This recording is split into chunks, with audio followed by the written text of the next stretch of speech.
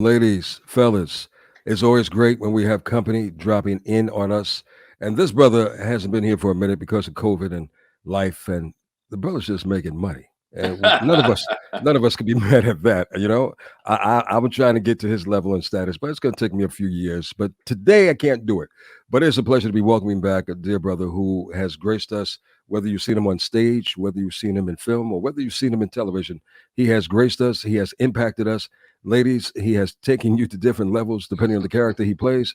And he has something new that we're going to talk with him about. He was playing a minister the last time we sat down, but it is a pleasure to be welcoming back Emmy Award winner, NAACP recipient award, Joe Morton. Thank you for being here with us, brother. Thank you for My joining me. pleasure. My pleasure. Thank you for inviting me. Anytime, anytime. And now, Joe, now you know the procedure by now. I got to get you going because I got to get the ladies in here to kind of relax and get the bubble bath thing going. But I know you're an understanding man. But I am, first of all, let me back up a little bit.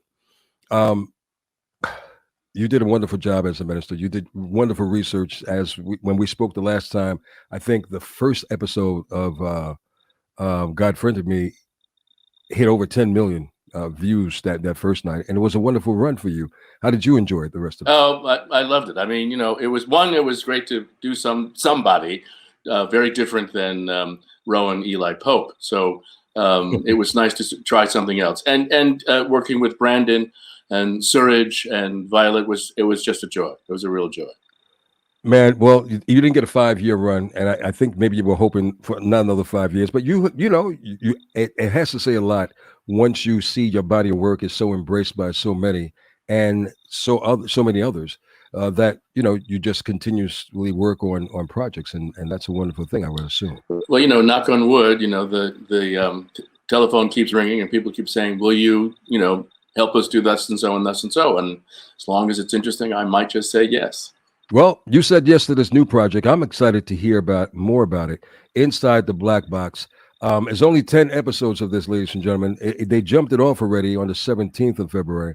But please let everybody know what the inside scoop is inside the Black Box. So Inside the Black Box is an interactive interview show where we invite celebrity guests to come on, not to talk about their new TV show or their new film or the new book, but to talk about their experiences in this business as Black folk, and to sort of expound on that in front of 45 to 60 students that are on camera with them. We also do improvs on the show where the students actually start off by sort of reaching for a prop and having to do a 2-minute improv based on whatever prop comes out of the box. And later on in the show, sometime after the interview, they'll do an improv with the guest. Felicia Rashad was on the show and she was witness to someone doing a cold reading.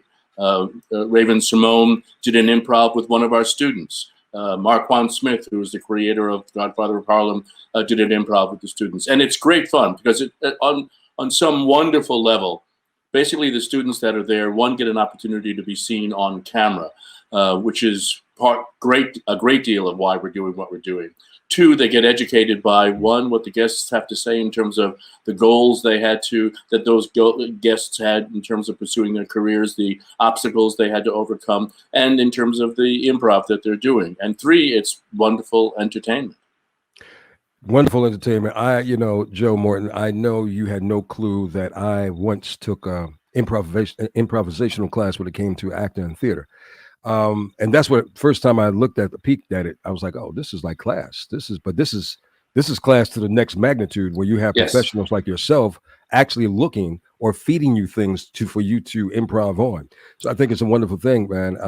And when I come back in just a moment, you say I want to talk about the race role in the industry, because we're talking about and being transparent about a lot of things. And of course, race is playing a huge role, has always played a huge role, but it's nice to know everyone is being it's being talked about so heavily in the forefront these days. Yeah, I mean, when I was coming up, there was a lot of, directors, you'd walk into an audition and the director would say to the casting agent, could you tell them to be more, ghetto or more urban? And that was just insulting. Or you would have colorism. As a matter of fact, I was reading Trade Magazine today, and so that Tandy Newton was apologizing for being fair-skinned because she was the black woman of choice, where it used to be Halle Berry was in that same position, where someone would say, can you get us a Halle Berry type? Or it would be that if it was in a television show or a movie, the fair-skinned woman would be the love interest and the dark-skinned woman would be any number of other things. And for black men, when I came up, it was, the choice of roles very often were, pimps and drug dealers or addicts or whatever it was. Now, things have changed. There's no question. Things have changed. They've changed because of unfortunate events like George Floyd. People were sequestered in their homes and couldn't escape the television set, and began to understand the story that they had been hearing for almost decades about the relationship between white police officers and young black men. You mentioned stage just a little while ago, and I remember us speaking, and a lot of people know and have seen you when you did your Broadway debut in Hair. Were you in Hair at the same time Melba Moore was there? Yes, yeah, we were there at the same time. She was part of the original cast. She opened the show. I didn't get into the show till maybe 6 months after they opened. But that was, I was just out of college. Hair was a huge deal on Broadway. I think I must have auditioned at least a dozen times, being told, dress down, just so until I sort of showed up in, tatters and rags. And finally, a brother by the name of Chapman Roberts sort of turned to Galton McDermott, who wrote the music, and said, you've got to hire this guy. And finally, that's in fact why I got hired. It started off in the Tribe and became an understudy for HUD. And it was an amazing experience. Joe, you spoke about in the black box and how valuable these life lessons are. And I just want to, you're sharing gems, and all your special guests are sharing gems on what the newcomers need to be aware of, or not so newcomers, maybe people who are already in the game still need to be aware of. And who better than those who have walked before us to teach us and educate us, because that's the key ingredient. So I just want to kind of personally know your journey, especially back in that time when you were first kind of getting your feet wet in the acting game. You already knew that this is your focus, this is where you want to go. Who gave you the life lesson that really sticks with you or stuck with you throughout your journey till today? I'm not sure there was any one person in particular. I think it was the experience in general. Basically what happened was I went to Hofstra University, and obviously a drama major. And in the course of being there, I was constantly told, well, you couldn't play this role because there's a white girlfriend, or you couldn't play this role because there's a white cousin, or whatever it was. And it just made me nuts. And finally, in my junior year, they were going to do a production of The Hostage by Brendan Behan, which is a play about the Irish-English conflict. And the one character who was kind of the outsider is an Englishman who was captured by the IRA. And this is college, remember. So I thought, oh, this is perfect. It's one role. It's one guy. He's not, yes, there is a love relationship, but the whole basis of the play is that there is this cultural chasm between these two characters. And I thought this would be perfect. So I auditioned for the part. The teacher who was directing the play basically looked at me and said, you know what? And I actually have to say, I loved this teacher. His job was to teach us what it was going to really be like in the real world once we left school. And he said, Joe, you really could play this part with your hands tied behind you. He said, but I'm not going to give you the role because, no pun intended, but it would color the play. And so I was furious, and I decided that's when I was going to leave school. And I did. I left school, and through the help of this same teacher, I actually got my first agent. Wow.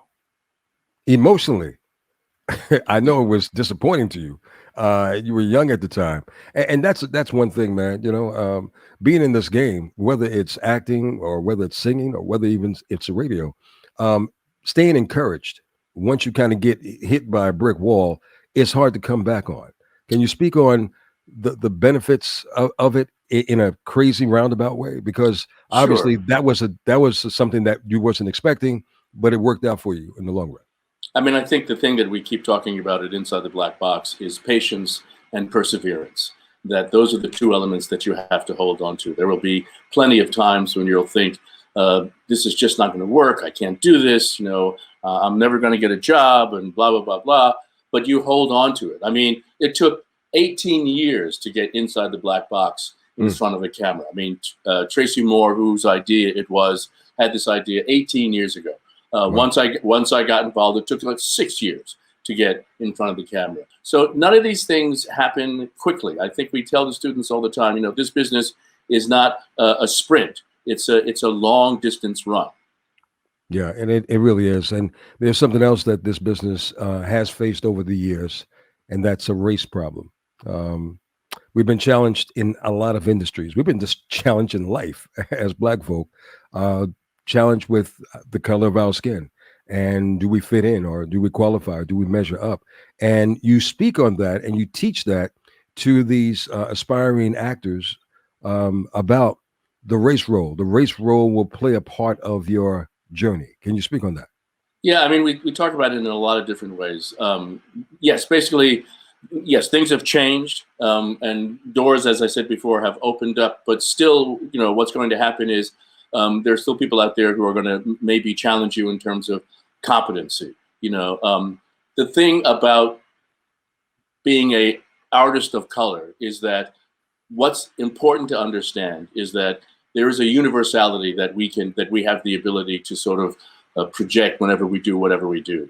I don't care what color you are. Every woman out there knows the pain of childbirth. Every person who's ever been born knows how difficult it is to stand up on your own 2 feet. Nobody wants to feel hunger, and that's the universal. So even though there are obstacles out there that may be race related, what will help you get over them is to constantly put in people's face the fact that the one bright flame that burns within all of us, that it doesn't matter what it's clothed in, is humanity. Man, you constantly work. It's hard to keep up with you with the enormous amount of things that you do, Joe.